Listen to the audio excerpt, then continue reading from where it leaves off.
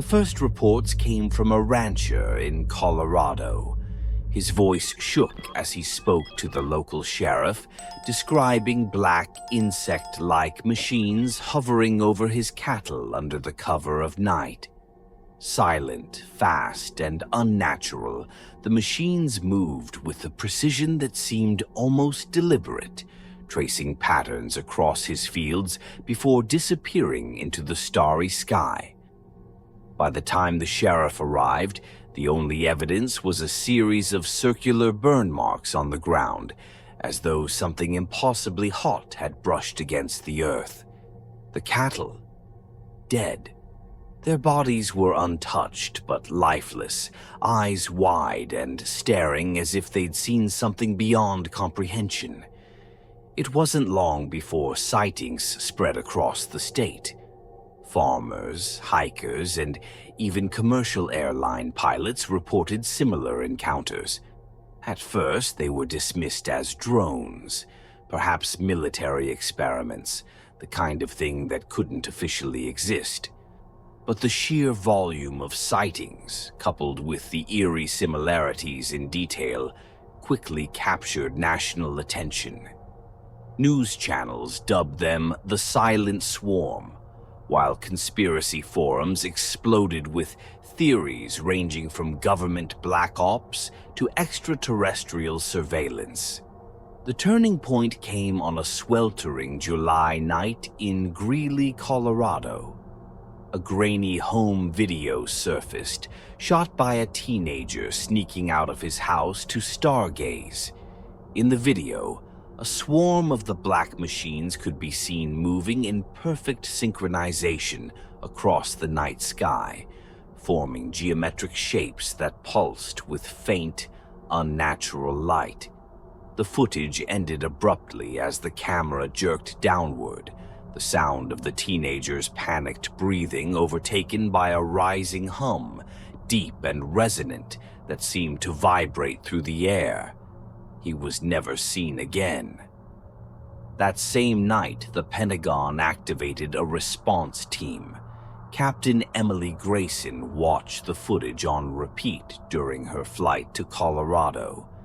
It played on a small tablet, each frame etched into her mind. A career soldier, Grayson was no stranger to classified missions, but something about this one gnawed at her. The drones weren't behaving like machines. They were behaving like predators.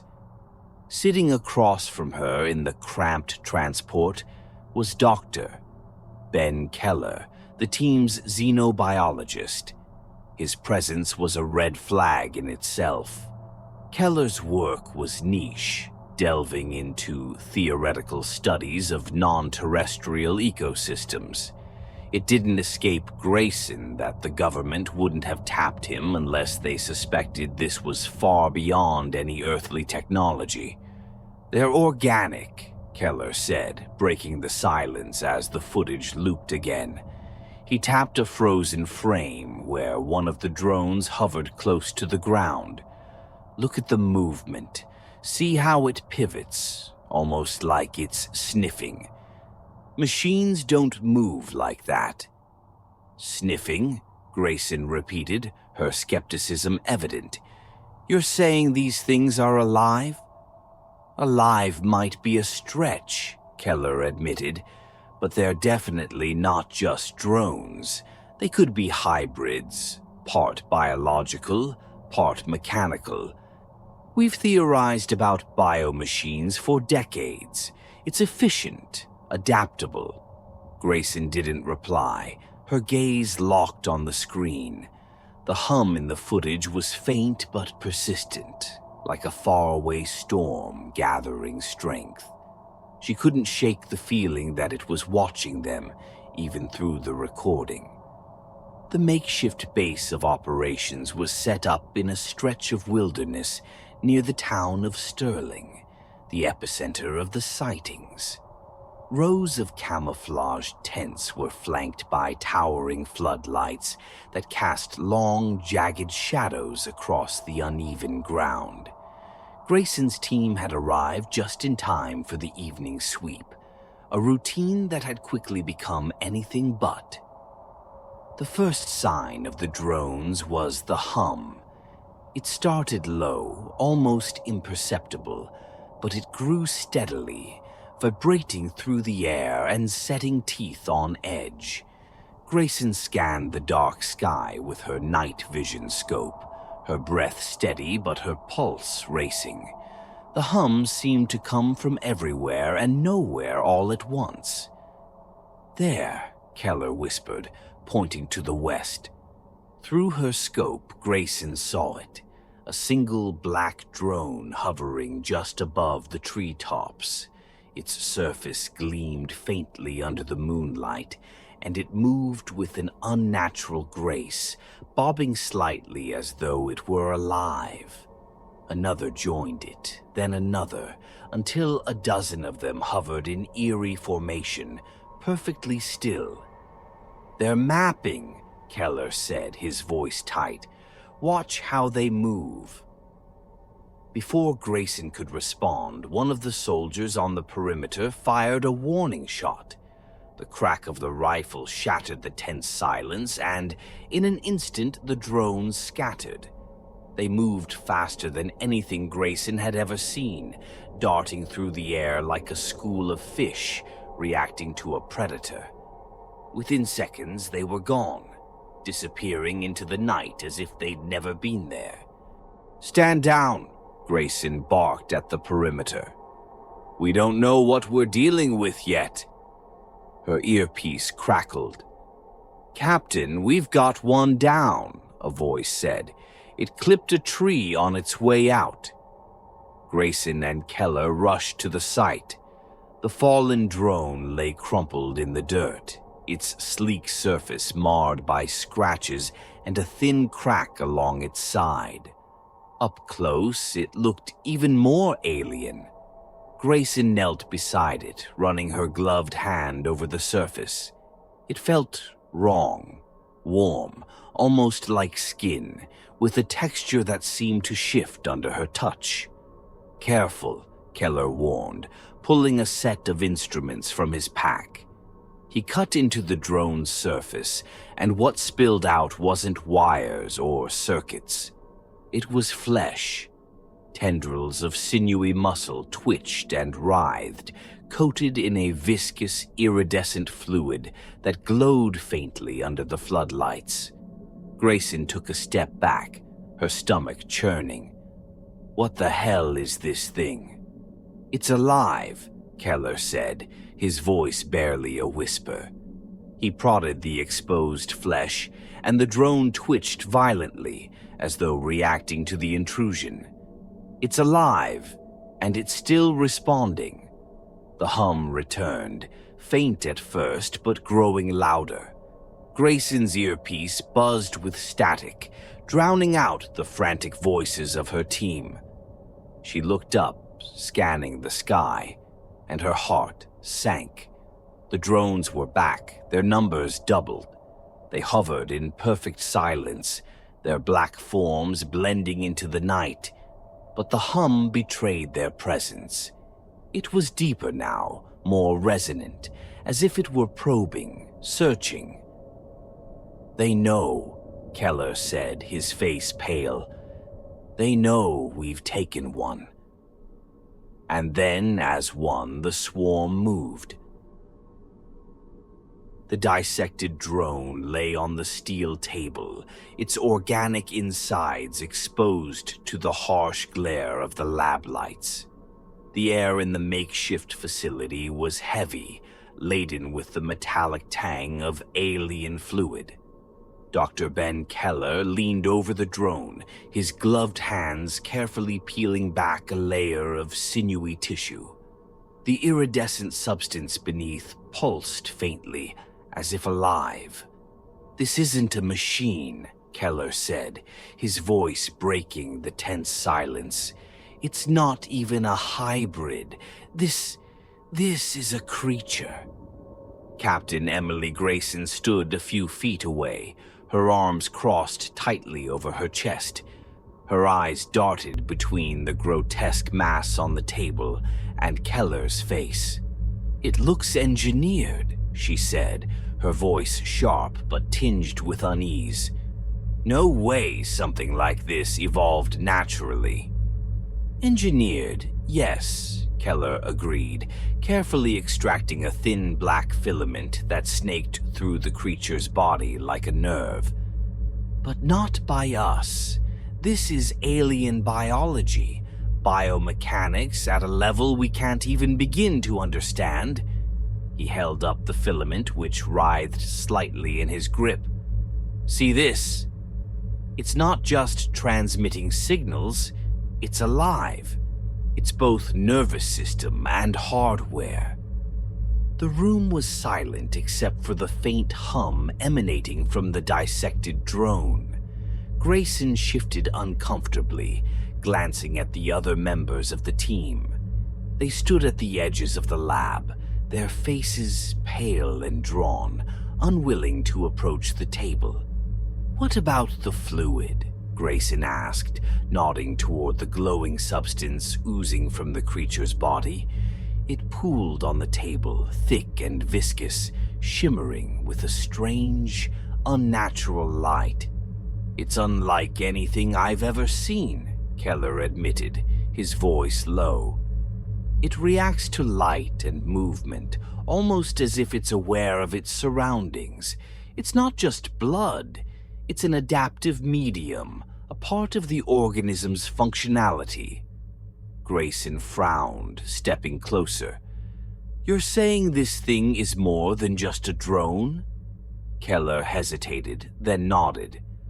"I think this drone is a scout, a living organism designed for reconnaissance and mapping. It's not acting alone. There's a larger system at play here." Before Grayson could respond, a sharp cry echoed from the far end of the room. One of the soldiers, Private Daniels, stumbled back from the wall where the damaged drone's carcass had been stored. His hand clutched his forearm, blood seeping through his fingers. "It moved," Daniels shouted, his voice trembling. "I swear it moved." Grayson and Keller rushed to him, but before they could reach Daniels, he let out a guttural scream. His body convulsed violently, and he collapsed to the floor. The other soldiers scrambled back, their rifles raised but trembling in their hands. "Stay calm," Grayson barked, kneeling beside Daniels. She tore his sleeve away to reveal a gaping wound on his forearm. Black veins spidered out from the injury, pulsing in time with a faint, rhythmic vibration that seemed to emanate from the drone on the table. "Get him to the med tent," Grayson ordered, but Keller stopped her. "It's too late," he said grimly, his eyes locked on the spreading infection. "That fluid, it's in him. It's taking over." Daniels's breathing grew shallow and his eyes rolled back in his head. The black veins spread rapidly, twisting up his neck and across his face. Suddenly, his body arched violently, and he let out a deep, guttural sound, something that was no longer human. "Get back," Keller shouted, pulling Grayson away. Daniels's body contorted, his limbs elongating in grotesque, unnatural ways. His fingers fused into sharp, chitinous claws, and his skin peeled back to reveal a metallic sheen beneath. He rose slowly, his head jerking unnaturally as if testing his new form. The soldiers opened fire, the gunshots deafening in the confined space. Daniels, or what he had become, let out an inhuman screech and lunged forward with impossible speed. It took 3 men to bring him down, their bullets tearing through his mutated body until he collapsed in a heap. Silence fell over the room, broken only by the ragged breathing of the soldiers. Grayson stared at the corpse, her hands clenched into fists. "What the hell just happened?" she demanded. Keller knelt beside the body, his face pale. The fluid isn't just part of the drone, it's a vector, a way to spread whatever this is. It's parasitic, infecting and transforming its host. Grayson looked at him, her jaw tight. So these drones aren't just scouts, they're carriers. Carriers, Keller repeated, nodding grimly. And if they're here, that means they're preparing for something. This isn't an isolated event. Grayson turned to the soldiers. Get this thing out of here, burn it, and quarantine everyone who's been near the fluid. No exceptions. As the men moved to comply, Keller's eyes remained fixed on the corpse. His mind raced with possibilities, each more terrifying than the last. If the drones were alive, if they were spreading this infection, what were they preparing for? And worse, what had sent them? That night, the hum returned. It started faint, almost imperceptible, but it grew louder, resonating through the base like a living heartbeat. Grayson stood outside her tent, scanning the dark sky. The drones were back, their black forms silhouetted against the stars. There were more of them now, dozens, maybe hundreds, hovering silently, their faint lights pulsing in unison. They're watching us, Keller said, joining her. His voice was hollow, his gaze fixed upward. Grayson tightened her grip on her rifle. No, she said quietly. They're waiting. The entrance was nothing more than a jagged crack in the earth, hidden beneath a dense canopy of pines in the shadow of the Rockies. It had taken days of following drone flight paths and analyzing their erratic yet deliberate movements to pinpoint this location. When they arrived, the hum was unmistakable, deep and resonant, emanating from the ground itself. Captain Emily Grayson stood at the edge of the fissure, peering into the inky blackness below. The air around her was unnaturally warm, carrying a faint metallic scent that set her nerves on edge. Dr. Ben Keller knelt nearby, scanning the perimeter with his equipment. The drone activity had increased tenfold, and every second spent here felt like standing on the edge of a razor. "This is it," Keller said, his voice tight. "The drones aren't just scouting, they're protecting whatever's down there." Grayson nodded, adjusting the strap of her rifle. "Then we go in. If we can't destroy this thing at the source, it's over." The team descended cautiously, their headlamps cutting narrow beams through the darkness. The walls of the tunnel were rough at first, fractured stone streaked with strange, iridescent residue. But as they went deeper, the natural rock gave way to something else. The walls became smooth and black, like obsidian, and they pulsed faintly with a rhythmic light that seemed to sync with the hum. "This isn't stone," Keller murmured, running his hand along the surface. "It's organic, like a carapace." Grayson motioned for him to keep moving. She didn't like how the walls seemed to tighten around them, the tunnel narrowing as if it were alive and breathing. Every step deeper felt like walking into the belly of a beast.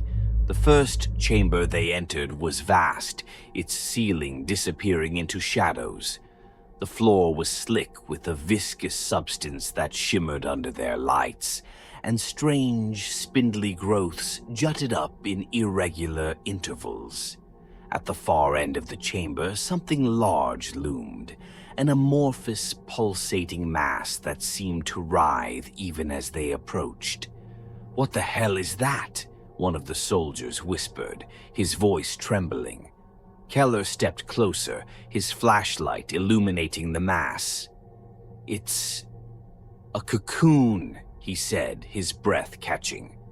"And it's not empty."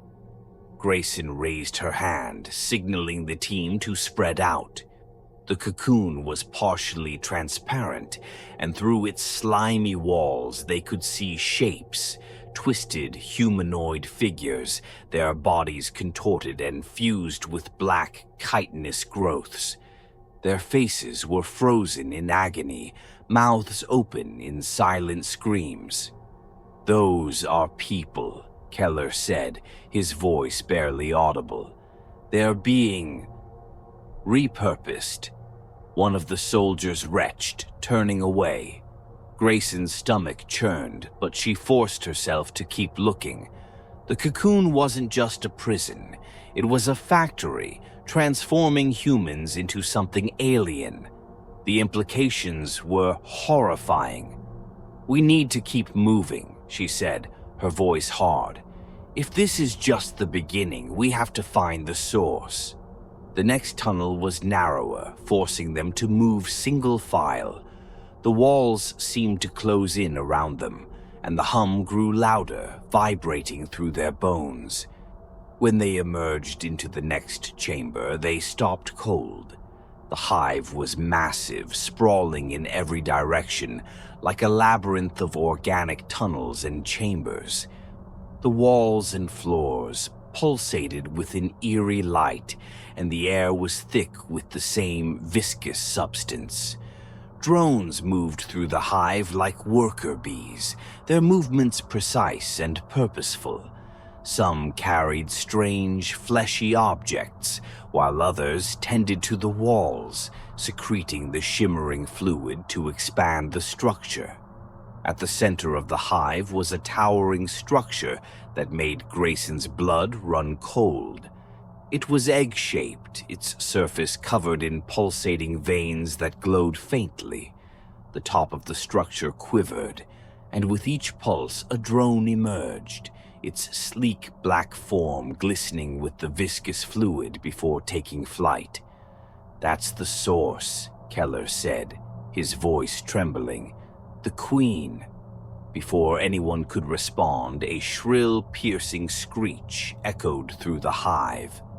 The drones froze for a moment, then turned as one, their eyeless faces locking onto the intruders. The hum shifted, becoming a high-pitched wail that sent pain lancing through their heads. "They know we're here!" Grayson shouted. "Defensive positions now!" The drones swarmed, moving with terrifying speed. Gunfire erupted, bullets ripping through their sleek forms, but for every drone that fell, two more seemed to take its place. The team fought desperately, their weapons blazing, but the drones were relentless. "Captain!" Keller shouted, pulling her attention. "The Queen! It's waking up!" Grayson turned to see the massive egg-like structure trembling violently.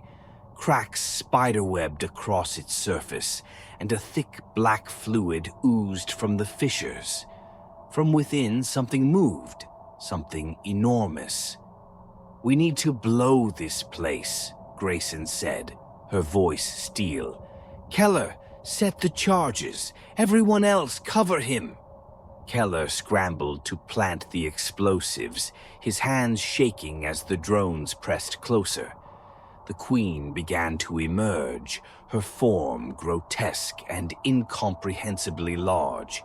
She was a nightmare of sinew and chitin, her elongated body writhing as she pulled herself free from the egg. Her eyeless head turned toward the team, and her mouth opened in a deafening screech that shook the chamber. Grayson fought to keep her team together, but the drones overwhelmed them.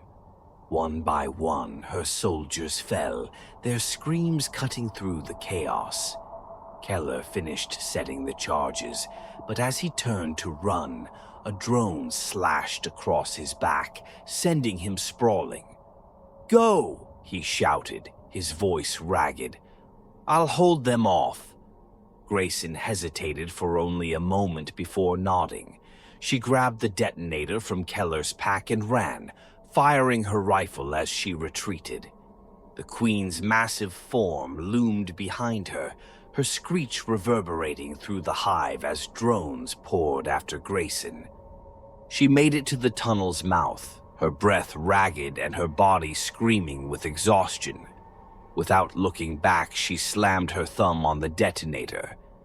The explosion ripped through the hive, a deafening roar that sent a shockwave through the ground.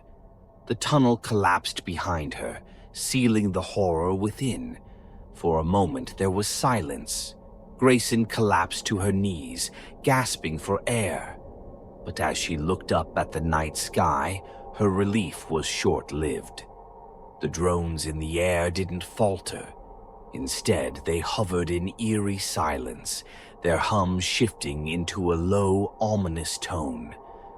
The Queen was dead, but something worse had begun. The world didn't have time to celebrate. News of the hive's destruction spread quickly through the ranks of what remained of the command structure. Captain Emily Grayson's signal, broadcast on a battered emergency channel, was little more than static and fragments. Hive neutralized, Queen dead. But the message cut off abruptly, leaving only dead air. At Area 51, Dr. Ben Keller's earlier warnings played on a loop in Catherine Hayes' mind. If they're here, it's not an invasion, it's a transformation. She stood in the war room, surrounded by screens filled with live feeds from cities across the globe. The drones weren't retreating. If anything, they seemed to have doubled in number, their movements erratic but purposeful. They no longer just scouted, they gathered. Reports flooded in from Denver, Kansas City, Toronto. In each city, people were being taken. Swarms descended, herding civilians into vast clusters before vanishing as quickly as they'd appeared. No bodies were found, just scattered possessions and the viscous black residue that had become the drone's signature. Catherine turned to her second-in-command, a grizzled general whose face betrayed his growing despair. "Where are they taking them?" she demanded. "We don't know," he admitted, his voice hollow. "But it's happening everywhere. Europe, Asia, South America. It's coordinated." Her gaze shifted back to the screens. On one, the ruins of the hive in Colorado smoldered, a massive crater where it had once pulsated with life. And yet the drones persisted. The Queen had been a linchpin, but not the heart of whatever was happening. She swallowed hard, forcing herself to stay calm. How long until the swarm reaches full capacity? The general hesitated before answering. Hours, maybe. A day at most.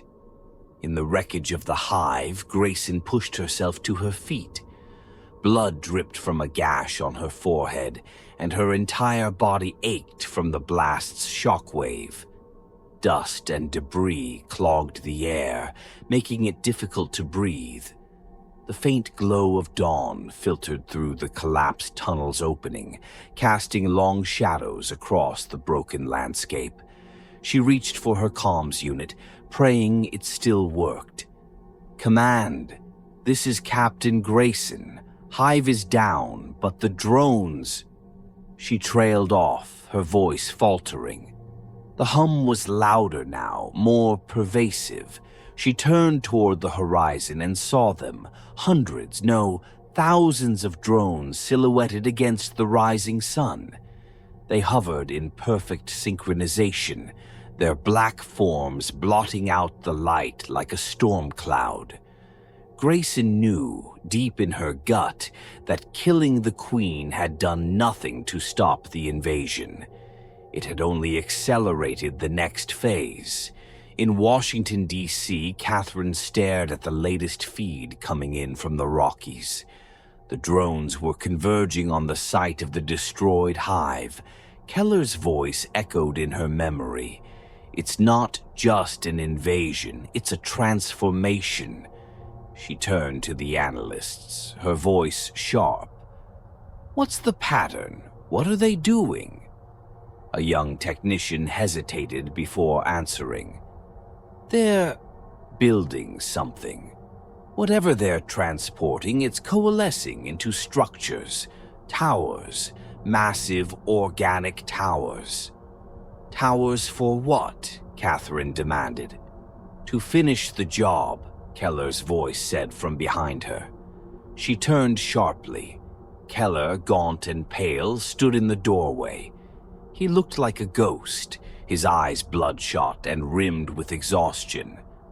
They're not just taking people, he said, stepping into the room. They're integrating them. Biomass. The drones don't just kill, they repurpose. They're creating infrastructure for their hive to expand, to terraform. Terraform the planet? Catherine asked, though she already knew the answer. Keller nodded. It's no longer Earth. It's becoming theirs. Grayson's comm unit crackled faintly. Command, this is Captain Grayson, she repeated. If you're receiving this, we need to end it now. The hive wasn't the end, it's only just begun. There was no response, just static, but she continued to speak as if the act itself was enough to keep her grounded. They're changing everything. The land, the people, even the air feels different. If we don't stop them here, now, there won't be anything left to save. Her voice broke, but she steadied herself, looking out at the endless swarm. The towers Keller had described were visible now, rising like grotesque monuments from the ground, their black veined surfaces shimmering with the same iridescent fluid as the drones. She knew what she had to do. Catherine stood frozen as Keller detailed the scale of the swarm. The military had already exhausted conventional options, and the last of the orbital weapons had been spent on the Colorado hive. What about the failsafe? Keller asked, his voice low. The room went silent. The failsafe was a relic of the Cold War, an arsenal of high-yield nuclear warheads buried in undisclosed locations around the globe. Detonating them would render the planet uninhabitable for decades, if not centuries. But it would stop the transformation. Catherine's voice was barely above a whisper. That's not a failsafe, that's extinction. Keller met her gaze, his expression grim. It's the only way to stop them. If we don't, we won't even have extinction. We'll have something worse. She closed her eyes, weighing the impossible choice. Grayson's comm unit sparked to life. Catherine's voice came through, faint but clear. Captain Grayson, this is command. We're initiating Protocol Omega. You have to confirm detonation coordinates for the swarm's epicenter. You're our only hope. Grayson looked at the swarm, the towers, the alien growth spreading across the landscape. She could already feel the air thickening, laced with whatever alien spores the drones carried. I understand, she said, her voice steady. She keyed in the coordinates for the hive's remains, the heart of the infestation. As she finished, the swarm began to descend, the drones closing in around her like a tidal wave of black chitin and glowing veins. Make it count, she said, just as the first drone struck. Catherine stood in the war room as the countdown reached 0. The first detonation lit up the screens, a brilliant flash that consumed the Rockies. One by one, the warheads detonated, each blast erasing another pocket of infestation. When it was over, the planet was silent. But the silence was not relief. It was mourning. The earth was scorched, its skies darkened with ash, its landscapes barren. Humanity had survived, but at an unspeakable cost. In the final scene, somewhere in the ruins of a once thriving city, a single drone twitched to life. Its hum was faint, but growing. It was not over. It had never been over.